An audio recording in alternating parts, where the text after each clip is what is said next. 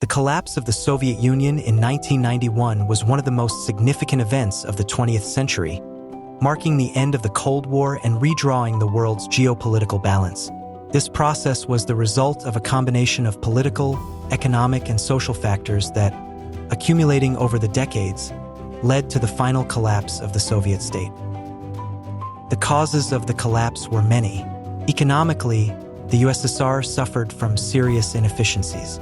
The planned economy, based on state control of all productive sectors, proved incapable of ensuring sustainable development. The arms race with the United States, which intensified during the 1980s, further aggravated the situation, draining the resources needed to improve the standard of living of Soviet citizens. In addition, the lack of technological innovation and the low productivity of state-owned industries made the Soviet Union increasingly less competitive with the West. Politically, the reforms initiated by Mikhail Gorbachev in the 1980s had a destabilizing effect. Perestroika, a series of economic reforms aimed at introducing elements of a market economy, failed to revive the economy and instead created further difficulties, while Glasnost, the policy of transparency and openness, brought greater freedom of expression that challenged the authority of the Communist Party. The increasing dissemination of information about the regime's failures and past repressions fueled popular discontent. Another key factor was nationalism. The Soviet republics began to demand greater autonomy, and Moscow's centralism was no longer able to contain the independence drives. Already in 1990, states such as Lithuania declared their independence, followed by other Baltic and Caucasian republics. In 1991, the failed coup d'état by communist conservatives against Gorbachev accelerated the process of disintegration. Boris Yeltsin, president of Russia, took advantage of this to consolidate his power and sanction the end of the USSR. On December 25, 1991, Gorbachev resigned and the Soviet Union officially ceased to exist. But let's dig deeper.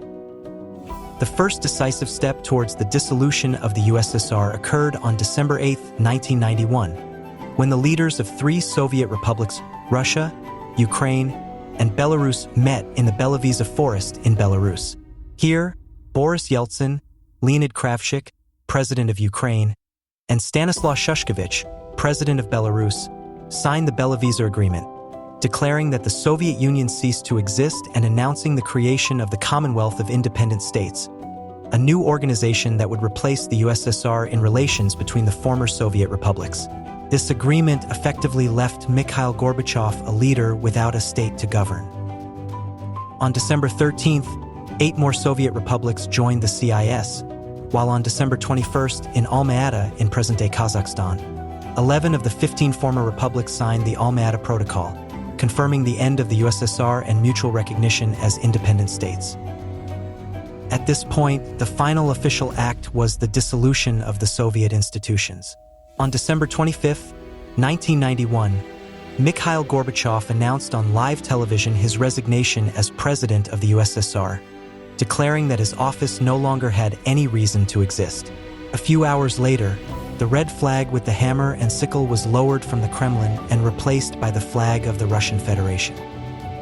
The next day, December 26th, the Supreme Soviet, the highest legislative body of the Soviet Union, met for the last time and formally voted to end the USSR, thus marking the definitive dissolution of the Soviet state after nearly 70 years of existence.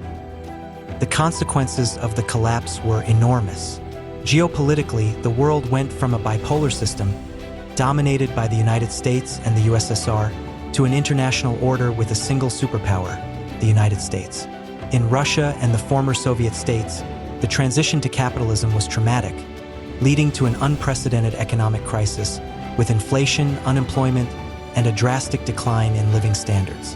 Many former Soviet states, such as Ukraine and Georgia, faced years of political instability and internal conflict. The collapse of the Soviet Union also marked the end of an ideology that had influenced millions of people for decades. Communism lost its global appeal, while new national identities and, in some cases, authoritarian regimes emerged in former Soviet countries.